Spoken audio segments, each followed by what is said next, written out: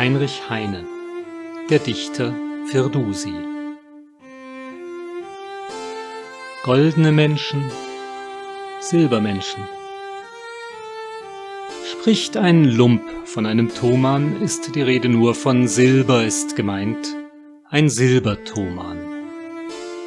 Doch im Munde eines Fürsten, eines Schaches, ist ein Thoman gülden stets. Ein Schach empfängt und er gibt nur goldene Thoman. Also denken, brave Leute, also dachte auch Firdusi, der Verfasser des berühmten und vergötterten Schach-Name. Dieses große Heldenlied schrieb er auf Geheiß des Schaches, der für jeden seiner Verse einen Thoman ihm versprochen. 17-mal die Rose blühte, 17-mal ist sie verwelket, und die Nachtigall besang sie und verstummte 17-mal. Unterdessen saß der Dichter an dem Webstuhl des Gedankens Tag und Nacht und webte emsig seines Liedes Riesenteppich. Riesenteppich, wo der Dichter wunderbar hineingewebt seine Heimat Fabelchronik, Farsistans uralte Königin, Lieblingshelden seines Volkes, Rittertaten, Aventüren, Zauberwesen und Dämonen. Keck umrankt von Märchenblumen, alles blühend und lebendig, Farben glänzend, glühend, brennend und wie himmlisch angestrahlt von dem heilgen Lichte Irans. Von dem göttlich reinen Urlicht, dessen letzter Feuertempel trotz dem Koran und dem Mufti in des Dichters Herzen flammte. Als vollendet war das Lied, überschickte seinem Gönner der Poet das Manuskript. 2-mal 100.000 Verse. In der Badestube war es, in der Badestube zu Ghazna, wo des Schaches schwarze Boten den Firdusi angetroffen. Jeder schleppte einen Geldsack, den er zu des Dichters Füßen kniend legte, als den hohen Ehrensold für seine Dichtung. Der Poet riss auf die Säcke hastig, um am lang entbehrten Goldesanblick sich zu laben. Da gewahrt er mit Bestürzung, dass der Inhalt dieser Säcke bleiches Silber, Silberthomans, 2-mal 100.000 etwa, und der Dichter lachte bitter. Bitter lachend hat er jene Summe abgeteilt in 3 gleiche Teile, und jedwedem von den beiden schwarzen Boten schenkte er als Botenlohn solch ein Drittel, und das dritte gab er einem Badeknechte, der sein Bad besorgt als Trinkgeld. Seinen Wanderstab ergriff er jetzo und verließ die Hauptstadt. Vor dem Tor hat er den Staub abgefegt von seinen Schuhen. Hätt er menschlich ordinär nicht gehalten, was versprochen, hätt er nur sein Wort gebrochen, zürnen wollt ich nimmermehr.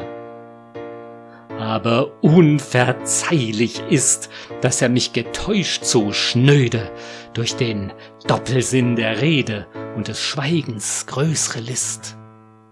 Stattlich war er, würdevoll von Gestalt und von Gebärden, wenige glichen ihm auf Erden, war ein König jeder Zoll.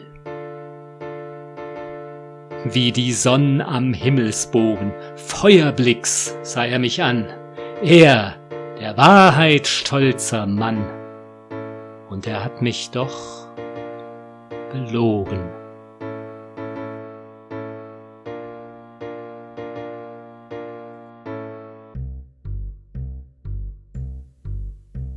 Schach Mahomet hat gut gespeist und gut gelaunet ist sein Geist.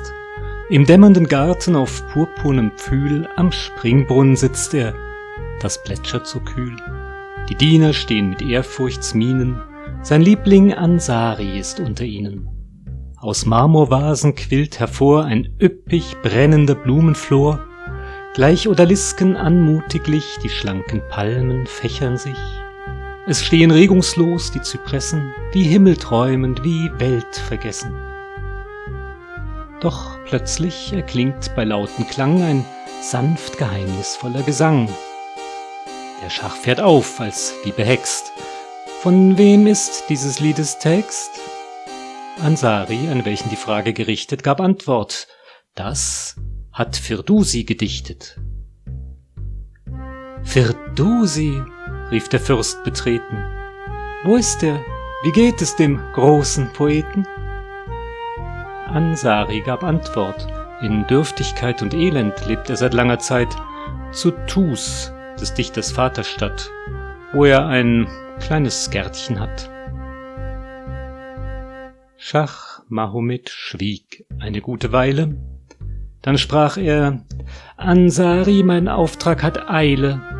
Geh nach meinen Ställen und erwähle dort 100 Maultiere und 50 Kamele, die sollst du belasten mit allen Schätzen, die eines Menschen Herz ergötzen, mit Herrlichkeiten und Raritäten, kostbaren Kleidern und Hausgeräten, von Sandelholz, von Elfenbein, mit güldenen und silbernen Schnurrpfeifereien, Kannen und Kelchen, zierlich gehenkelt, Lepardenfellen groß gesprenkelt, mit Teppichen, Schals und reichen Brokaten, die fabriziert in meinen Staaten.